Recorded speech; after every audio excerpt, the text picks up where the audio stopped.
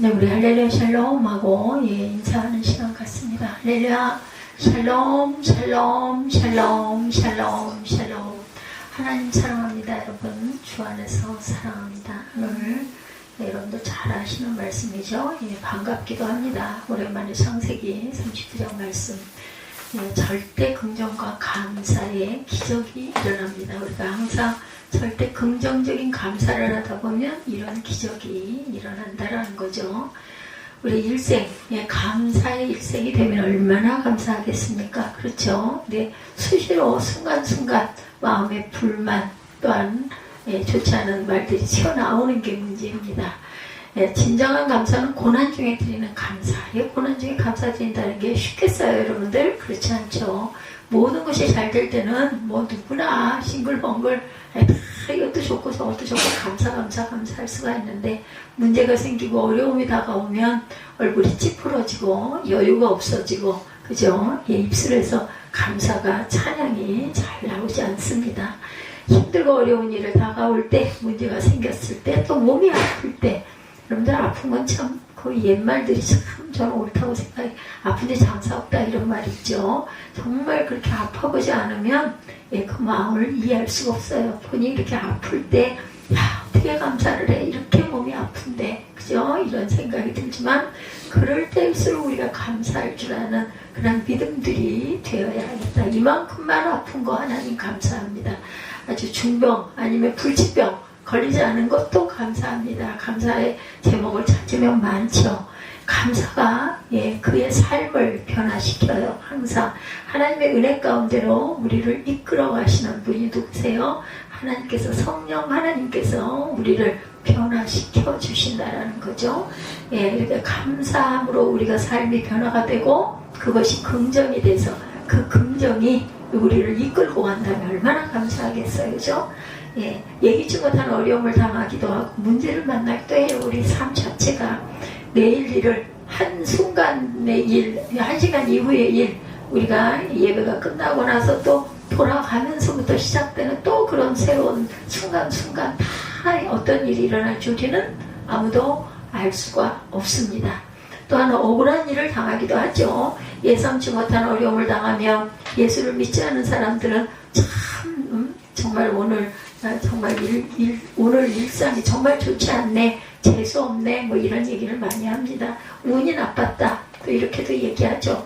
예수를 믿는 우리 모두에게는 어떤 문제도 어려움도 우연으로 생겨난 일이 아니라는 거죠.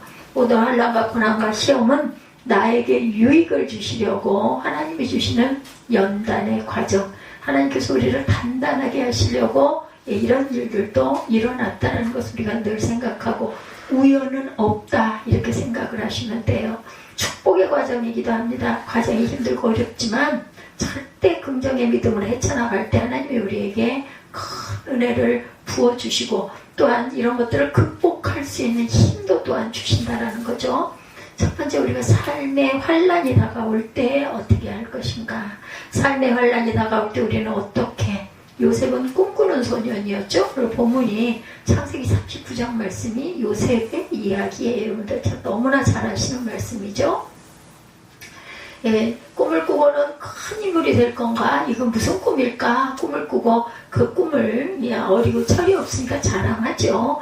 형들에게, 부모에게 자랑하는 내용. 그랬더니 꿈이 없는 형들이 동생을 시기하고 미워합니다. 더구나 막내다 보니까 얼마나 미웠겠어요.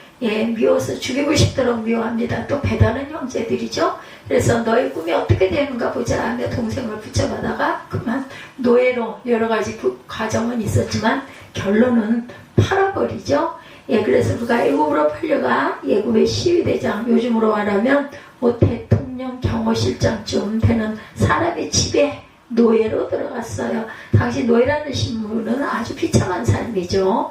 짐승과 똑같이 취급받았고 물건처럼 사고 팔던 그런 시대, 조금이라도 게으름을 피우면 등에 채찍이 가해지는 그러한 노예 신세, 병이 들어도 치료조차 해주지 않는, 사람의 취급을 받지 못하는 그런 노예입니다. 우리는 요셉이 국무총리가 된 그 사건만 우리가 생각을 하지만 얼마나 고난을 당했겠어요. 그렇죠? 말로 할 수 없는 고난을 당했겠죠.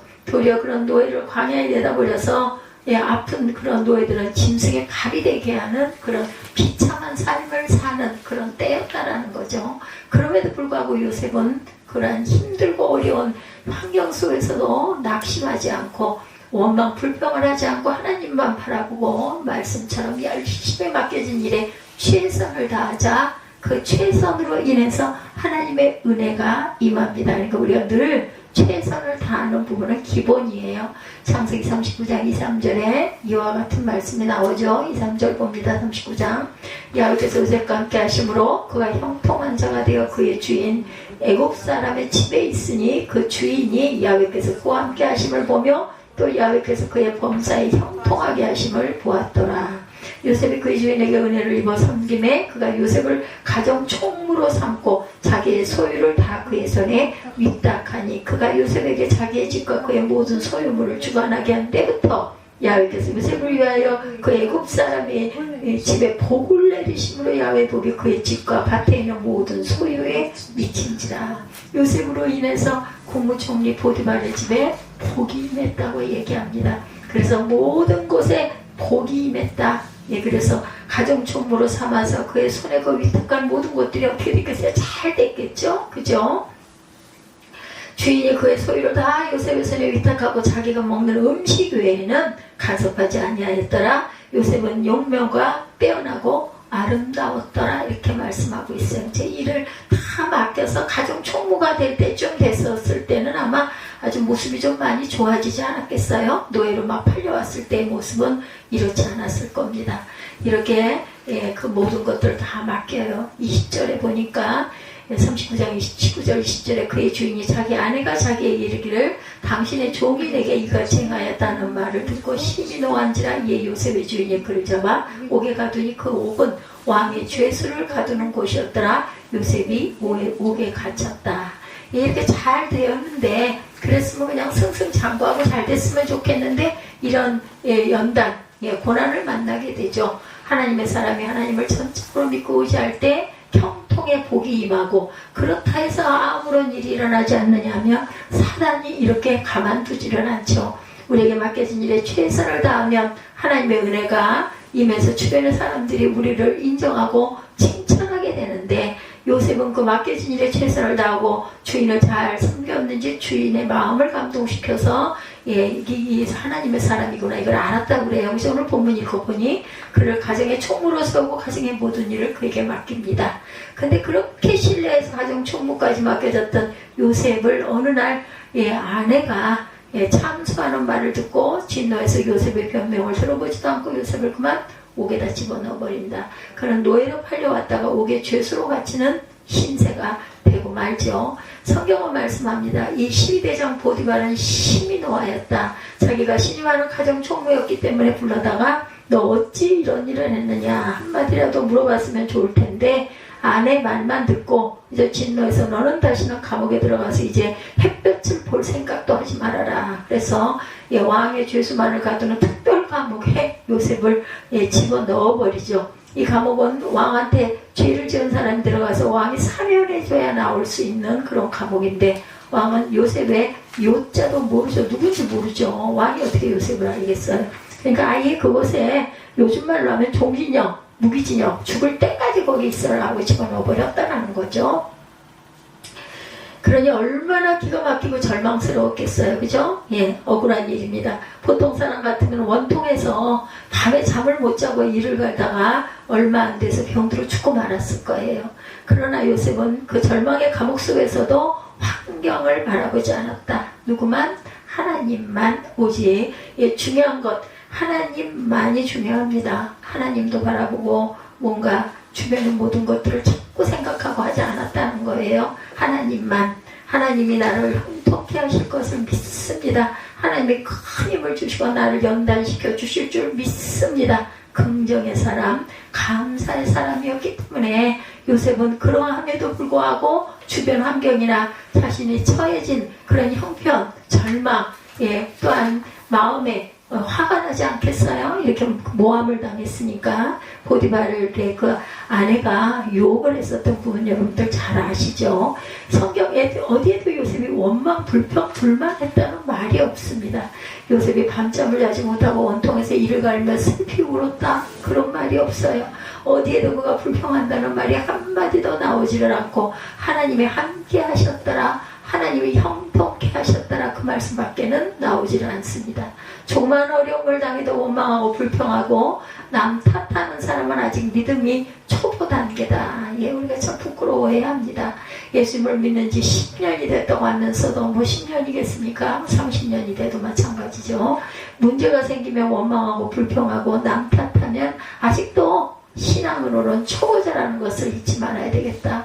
우리가 절대 여러분의 삶에 원망, 불평이 없기를 주님의 이름으로 축원합니다. 어떤 어려운 일이 생기면 이것도 내가 극복해야 되겠네 라고 기도할 줄 아는 믿음들이 돼야 되겠죠. 원망과 불평은 자신을 결국은 깨뜨리는 일밖에는 일어나지 않아요. 뭐 화나고 불평하고 속상해하고 눈물 나고 아무리 그래 봤대자 변한 건 하나도 없어. 괜히 내 마음만 상처를 받게 되죠. 주님 앞에 절대 긍정과 감사의 믿음으로 나아갈 때 하나님의 은혜가 임한다는 것을 잊지 마십시다.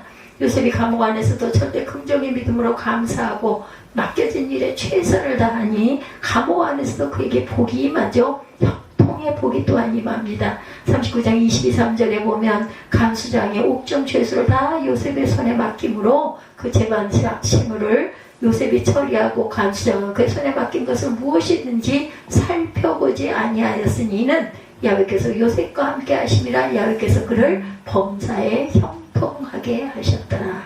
간수장, 요즘으로 말하면 교도소장이에요.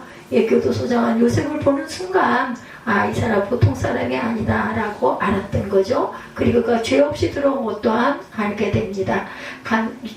그래서 그가 당시 실세인 시위대장, 요즘으로 말하면 대통령 경호실장의 그 미움을 받아서 감옥에 들어왔는데도 교도소장이 그를 죄수임에도 불구하고 너는 내 권한을 대행하라, 이렇게 자신의 권한을 맡기죠. 이제 또 감옥 전체를 맡아서 죄수를 다스리라. 열쇠 꾸러미를 맡긴 거예요. 이런 일은 역사상 전에도 후에도 볼 수 없는 일이었다. 죄수로 온 죄수를, 죄수 전체를 관리하는 책임자로 맡겼으니 얼마나 놀라운 일일까. 이처럼 하나님의 사람은 어디를 가든지 인정을 받는다는 것, 하나님의 은혜가 임하게 되는 거죠. 세상 사람들이 핍박하고 우리를 짓밟고 우리를 힘들게 하고 억울한 자리에 몰아넣어도 하나님이 함께 하시기 때문에 우리를 더 높여주시고 은혜를 더해주시고 하나님 모든 사람 앞에 인정받고 칭찬받게 만들어주신다. 저와 여러분 모두가 그와 같은 삶을 살게 되기를 주님의 이름으로 축복합니다.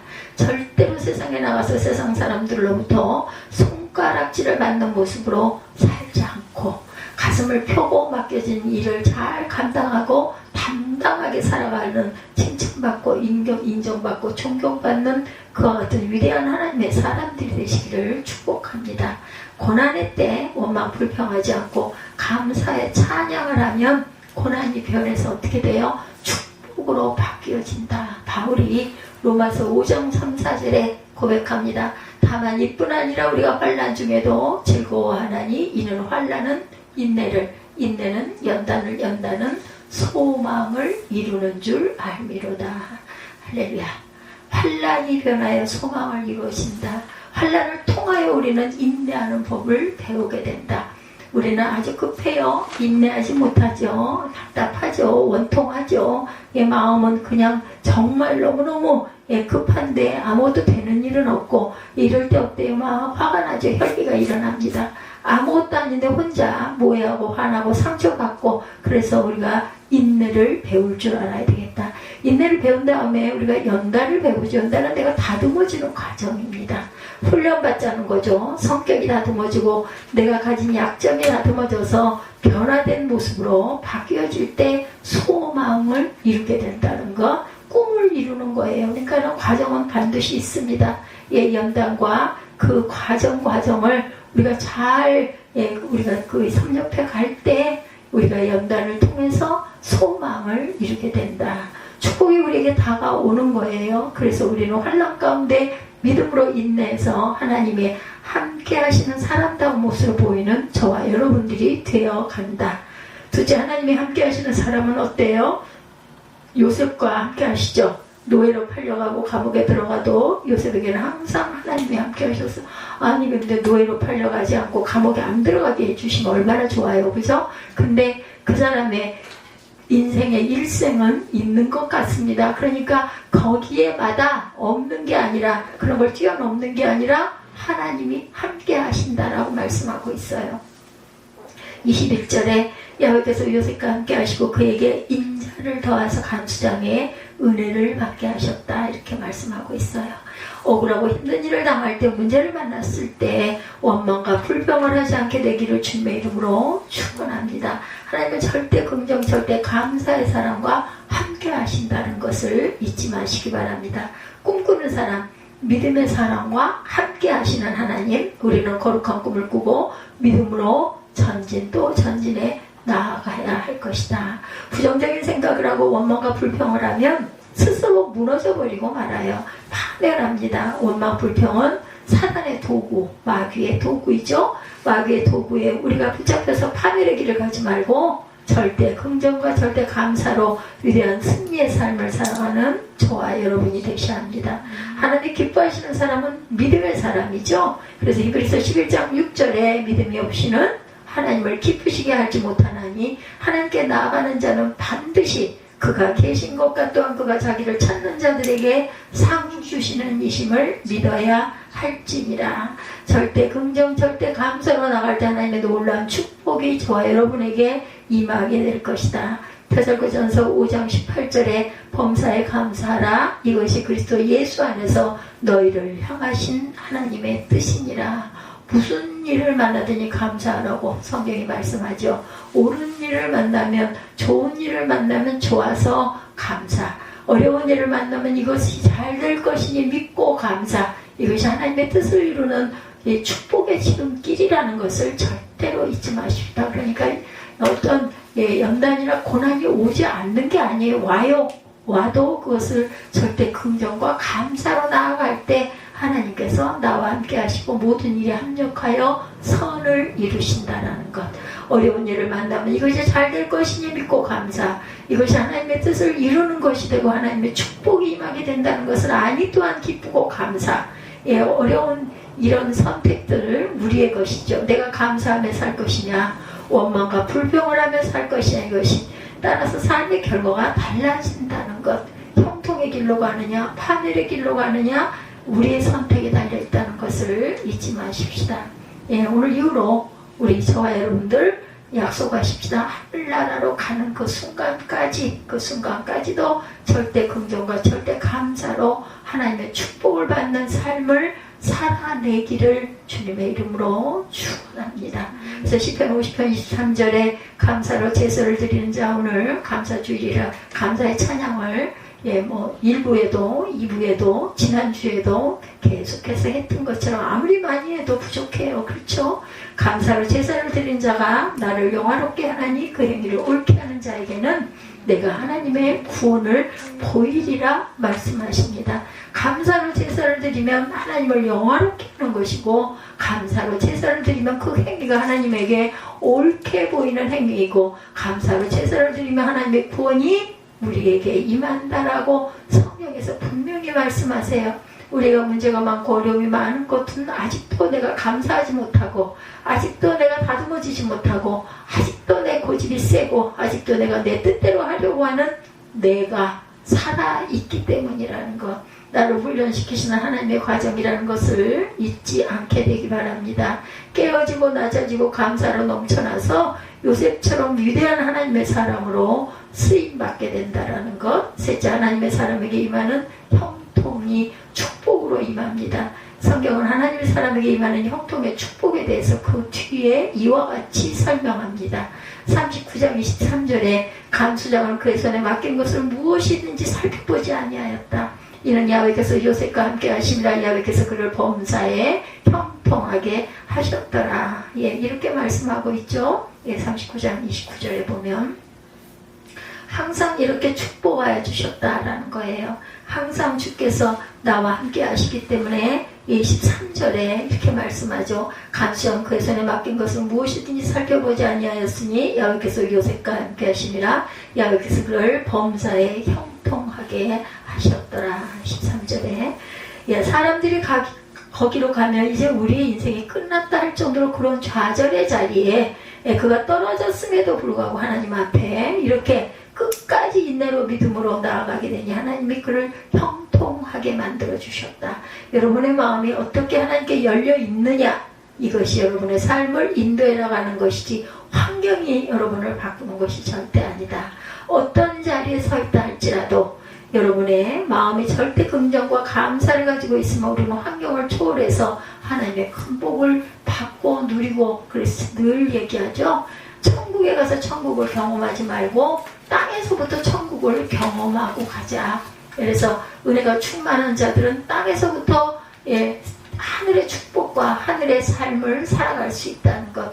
요셉이 그 절망의 감옥에 갇혔는데 언제 나갈지도 모르고 종신형과 같은 무기징역과 같은 그런 상태에 그가 놓여 있었는데서도 그렇게 왕의 측근인 신하를 만나게 되죠. 이것이 하나님의 섭리예요. 아무도 찾아오지 않은 절망의 감옥에 하나님이 사람을 보내신 거죠. 문제 해결자를 보냈어요. 하나님의 역사인 것이죠. 시위대장 보디발은 너는 영원히 거기서 나오지 말라고 보냈지만 하나님은 그걸 통해서 오히려 그가 나아갈 최선의 길을 또한 다시 예비하셨다.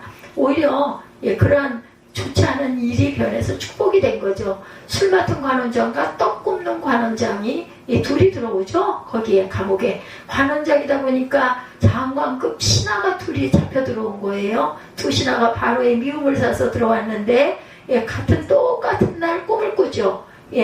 그래서 그 꿈에 대해서 궁금해서 요셉이 듣고 해몽을 해주는 사건이 일어나죠. 술 맡은 관원장에게는 당신은 3일 후에 다시 그 장관 자리로 복직할 것입니다. 떡 굽는 관원장에게는 당신은 3일 후에 사형 집행을 당할 것입니다. 기가 막히죠. 그죠? 이 답을 들은 사람의 마음이 어땠겠어요. 그죠? 그러니 술 맡은 관원장이 아이고 내가 풀려나면 내가 매일 바로왕을 섬기는 위치에 있으니까 당신 죄 없이 들어왔다고 얘기를 해서 풀려나가게 해주겠소 라고 아주 약속을 굳게 했어요. 그죠? 막상 감옥에서 풀려나니까 그 요셉과의 약속을 잊어버리고 맙니다. 기가 막히죠. 얼마나 기다렸을까요? 노심초사를 했겠죠. 요셉은 이제 내일이면 소식이 오겠지, 모레면 소식이 오겠지. 여러분 기다려보셨어요? 하루하루 이렇게 대답은 없고 나는 기다려서 이 답을 꼭 들어야 되고 정말 기가 막 얼마나 조바심이 났겠습니까? 한 주가 지나고 두 주가 지나고 요셉이 기다렸던 그 2년의 기간 동안 그의 인생에서 가장 긴 시간이지 않았겠는가. 그렇죠? 아마 포기하지 않았겠나 이런 마음도 듭니다. 원망하고 그죠? 마음속으로 아주 정말 어려움이 정말 많았을 거예요. 술 맡은 관원장이 왕의 옆에 서서 시종 들다가 왕이요, 제가 감옥에 있을 때 죄가 없이 들어온 히브리 청년을 봤는데 그 사람을 풀어줘야겠습니다. 말 한마디만 하면 그죠?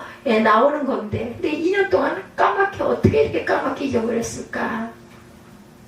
히브리에서 온 소년 노예 잡혀왔다가 감옥에 들어온 것에 대해서 그는 당연히 중요하게 생각하지 않았을 것이다. 자기가 감옥에서 풀려나 복직된다는 그 생명 같은 소식을 전해 주었음에도 불구하고 요셉을 잊어버린 게 이게 사람의 마음이라는 거죠. 저 같으면 안 그랬을 것 같은데요. 아이고 이런 꿈행을 해줘가지고 제가 이렇게 풀려나게 돼서 너무 감사합니다 했을 건데 어찌됐든 간에 성경에는 이렇게 기록이 되어 있습니다. 너무 사람을 믿고 의지하지 말라. 하나님만 믿고 의지하시기만 하면 돼. 사람은 사랑할 존재지 믿을 존재가 아니다 이런 말이지만 또 세상에서 살면서 어떻게 내 가족을, 내 부모를, 내 자녀를 안 믿고 또 어떻게 가겠어요. 그죠? 열심히 사랑하고 믿고 그리고 실망하고 절망하면서도 또 기도하고 또 돌아보고 제가 아까 답은 정확하게 아주 그 뭐라 그래야 되나 정답이에요. 그걸 극복을 하고 본인이 뚫고 나가야 되는데 엄마가 부모가 옆에서 있으면서 그걸 못 간다는 거. 저도 자식을 기르기 때문에 압니다. 그걸 그래도 또 먹이려고 갖다가 들이대주고 이걸 먹어야지 안 먹으면 어떡해 너 배고파서 그러니까 춥잖아 이렇게 하고 들고 다녀요. 저도 밥그릇을 들고 가지고 먹으라 그러고 일어나야 되지 않냐고 들여다보고 또 기웃거리고 이게 엄마의 마음. 이렇게 하면 아이가 그 응석바지가 되고 온전히 잘 자라지 못한다고 해도 엄마의 마음이 그렇게 아주 냉정하게 객관성을 띠고 하지를 못한다는 거죠. 지혜가 필요합니다.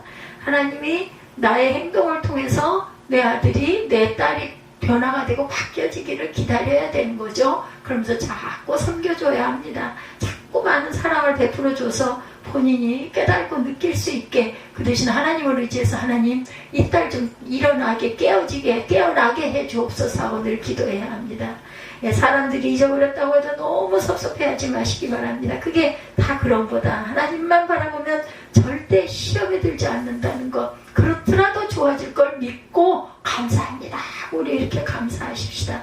그랬던 2년 후 어느 날 바로 왕이 꿈을 꾸죠. 이제는 똑같은 꿈을 2번 꾸는데 아무도 해몽을 하지 못합니다. 그때서야 술마통 가는 중이 꿈! 그 요셉이 있었지. 그래서 요셉을 바로에게 소개하죠. 바로가 즉시 요셉을 불러와라 이렇게 명령을 하게 됩니다. 41장 14절에서 16절이에요. 뒷장이니까 우리 한번 14절에서 16절 볼까요?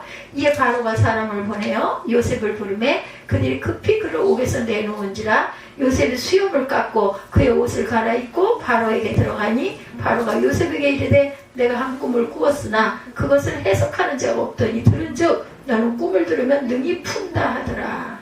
요셉이 바로에게 대답하여 이르되 내가 아니라 하나님께서 바로에게 편안한 대답을 하시리이다. 바로가 요셉에게 이르되 내가 꿈에 나일 강가에 서서 보니 살찌고 아름다운 7 암소가 나일 강가에 올라와 갈밭에서 뜯어먹고 그 뒤에 또 악하고 심히 흉하고 파리한 7 암소가 올라오니 그같이 흉한 것들은 애굽 땅에서 내가 아직 보지 못한 것이라. 그 파리하고 흉한 소가 처음에 7 살찐 소를 먹었으나 먹는 듯 하지 아니하고 여전히 흉하더라. 내가 곧 깨었다가 다시 꿈에 보니 한 줄기에 무성하고 충실한 7 이삭이 나오고 그 후에 또 가늘고 동풍에 마른 7 이삭이 나더니 그 가는 이삭이 좋은 이삭 7을 삼키더라. 내가 그 꿈을 점설가게 말았으나 그것을 내게 풀게 해주는 자가 없느니라. 25절이죠. 요셉이 바로에게 하르되 바로의 꿈은 아니라 하나님이 그가 하실 일을 바로에게 보이시니이다. 7 좋은 암소는 7회, 7 좋은 이삭도 7회니 그 꿈은 이렇다라고 얘기하죠. 그 꿈은 하나다. 그 위에 올라온 파리하고 흉한 7소는 7년이고 동풍에 말라 속이 핀 7 이삭도 7회 흉년이니 바로에게 이르기를 하나님이 그가 하실 일을 바로에게 보이신다 함이 이것이라. 온 애굽 땅에 7회 큰 풍년이 있겠고 7회 흉년이 들므로 애굽 땅에 든 풍년을 후에 7회 흉년이 들므로 애굽 땅에 든 풍년을 다 잊어버리게 되고 이 땅에 큰 기근으로 망하리니 후에던 그 흉년이 너무 심함으로 이전 풍년을 이 땅에서 기억하지 못하게 되리이다. 바로에게 꿈을 2번 겹쳐 꾸신 것은 하나님이 이를 정하셨습니다. 하나님이 속히 행하시리니 바로께서는 명철하고 지혜 있는 사람을 택하여 애굽 땅을 다스리게 하시고 바로께서는 또 이같이 행하사 나라 안에 감독관을 두고 이 7회 풍년에 애굽 땅의 5분의 1을 거두되 그들로 장차올 풍년의 모든 곡물을 거두고 곡물을 바로의 손에 돌려 양식을 위하여 성읍에 쌓아두게 하소서. 여호와께서 그 곡물을 이 땅에 저장하여 애굽 땅에 임할 7회 풍년에 대비하시면 흉년에 대비하시면 땅이 흉년으로 말미암아 망하지 아니하리다. 답까지 다 내주죠. 어떻게 하라는 것까지 이렇게 이러한 일로 인해서 꿈 해몽을 해줌으로 인해서 총리 대신이 되죠. 왕이시여 왕이 꿈꾸면 앞으로 애굽에 다가올 일들을 하나님이 미리 보여주신 것입니다. 7년 동안 엄청난 풍년이 될 것이고 다시 후에 7년 동안 이전에 보지 못했던 큰 흉년이 다가와서 모든 사람이 먹을 것이 없어 굶어 죽게 되는 그런 어려운 환경이 다가올 그런 터이니 7년 풍년일 때 준비했다가 다가올 풍년을 잘 대처하시기 바랍니다. 그 말을 듣고 그만 바로 왕이 어떻게 써요? 저와 같아도 감동했을 것 같습니다. 너 같은 사람을 내가 어떻게 얻을 수가 있느냐. 이 바로 왕이 그 말을 듣자마자 그냥 감동을 받아서 그 자리에서 감옥에 있는 죄수를 총리로 승격을 시킵니다. 성경 온 전체에 이 같은 드라마 정말 기쁜 이야기죠. 이 감옥에 죄수로 넣어 무기징역을 살고 있는 사람을 하루아침에 우리나라로 말하면 국무총리로 임명을 했다는 거죠. 41장 40절에서 43절이죠. 너는 내 집을 다스리라. 내 백성이 다 내 명령에 복종하리니 내가 너보다 높은 것은 내 왕자뿐이니라. 바로가 또 요셉에게 이르되 내가 너를 애굽 온 땅의 총리가 되게 하노라 하고 자기 인장 반지를 빼어 요셉의 손에 끼우고 그에게 세마포 옷을 입히고 금사슬로 목에 걸고 자기에게 있는 버금 수레에 그를 태우매 무리가 그의 앞에서 소리 지르기를 엎드리라 하더라. 바로가 그에게 애굽 전국을 총리로 다스리게 하였더라. 이런 기가 막힌 사건, 이 수년에 걸친 연단과 환란을 우리는 생각이 안 나요. 이렇게 총리 대신 됐으니 얼마나 좋을까? 가문의 영광이네. 이런 마음만 들죠. 네, 정말 그 과정 얼마나 힘들겠어요. 인간으로는 상상치 못할 일들이 일어난 거죠. 기적이 일어난 거예요. 이렇게 꿈은 이루어진다는 거, 반드시 꿈은 이루어지는데 얼마만큼 우리가 참고 인내하고 노력하고 하나님을 의지하느냐에 달려있다는 거죠. 우리가 거룩한 꿈을 꾸고 믿음으로 나아가면 반드시 하나님이 그 꿈은 이루어 주신다. 요셉은 13년 동안 그 힘들고 어려운 시간을 보내면서 꿈을 잃어버리지 않았다. 1, 2년도 아니에요. 3, 4년도 아닙니다. 13년. 언젠가 하나님이 나를 들어 쓰실 것이다 라고 그가 있는 자리에서 최선을 다하고 맡겨진 일에 충성 헌신했을 때 하나님이 그를 높여서 하루아침에 애굽의 총리로 세워주신 것. 근데 이것이 하루아침에가 아니죠. 13년 만에 이루어지신 것입니다. 13년 동안 기도하고 애쓰고 수고하고 노력했다는 것. 하나님의 때에 하나님의 뜻을 이루어서 우리의 꿈이 이루어지게 하시고 하나님의 큰 은혜가 이루어지게 만들어 주신다라는 거예요. 어떤 고난이 닥쳐도 어떤 어려움이 닥쳐도 주님만 믿고 의지하고 나아가면 고난이 변하여 춤이 되고 축복이 될 것이다. 그 미국 남친예 교회 목사님의 그 사모 리엔 메코와의 간증을 들은 적이 있습니다. 우리 한국에도 따라 내 음성이 들리니라는 책이 규정 출판사에서 출간이 되어서 나왔어요. 그 책으로 통해서 2010년도에 이 사모님이 대장암 수술을 받았다고 합니다. 한 14년 전의 일이긴 하지만 그래서 대수술을 받고 치료를 받는 중에 2년 후에 암이 전이가 되어서 간암이 되고 맙니다. 그러니까 암 환자들은 수술받고 나서 5년 내로 재발을 하지 않아야 된다고 그러죠. 그래서 암에서 벗어날 수가 있다고 하는데 2년 만에 재발이 돼서 간암이 돼서 간을 절제했다고 그러죠. 그 와중에 착하게 잘 자라던 큰딸이 18살의 남자친구를 만나 나가서 동거해서 애를 낳아가지고 목사님들의 엄마가 지금 암수술을 받고 암투병하고 있는데 나가서 남자친구가 아무리 좋아도 그렇지 어떻게 아이까지 낳고 그런데 또 아들이 있는데 아들이 바이러스 감염증에 걸립니다. 전염성 단핵증이라는 병에 걸려가지고 발열, 편도선염, 림프절, 비대 그 병으로 또 고난을 겪고 온 자녀가 아들, 딸이 전부 다 이렇게 고난을 겪습니다. 남편 목사님에게는 피부암이 왔습니다. 작은 딸은 다낭성 난소 증후군으로 고통을 겪습니다. 한아침에 막 고난이 몰려오는데 집중호우로 교회 건물이 침수가 되어서 피해액만 27만 5천 달러, 약 3억 6천만 원 정도의 피해를 또 보게 됩니다. 교회가 물에 잠겨 당장 보수해야 하는 어려움에 처하게 돼요. 아주 정말 사면초가죠. 어느 것도 하나도 정말 도대체 어떻게 이럴 수가 있어. 우리 어떨 것 같아요? 땅을 칠 것 같아요. 그죠?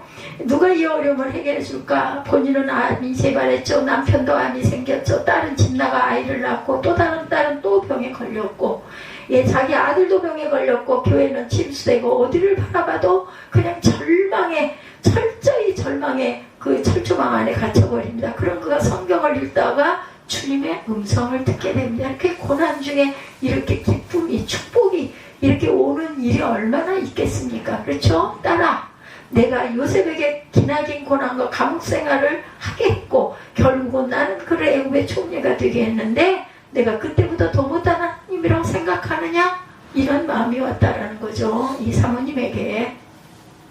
그 음성에 눈물을 흘리면서 내가 하나님을 철저하게 의지하지 못한 것을 회개합니다 라고 고백을 했다고 그래요. 하나님 앞에 모든 것을 맡깁니다 라고 기도하고 또 기도하고 또 기도했더니 예, 가출했던 딸이 돌아와서 관계가 회복되고 남편과 아들, 딸이 건강을 되찾게 되고 남편이 섬기던 그런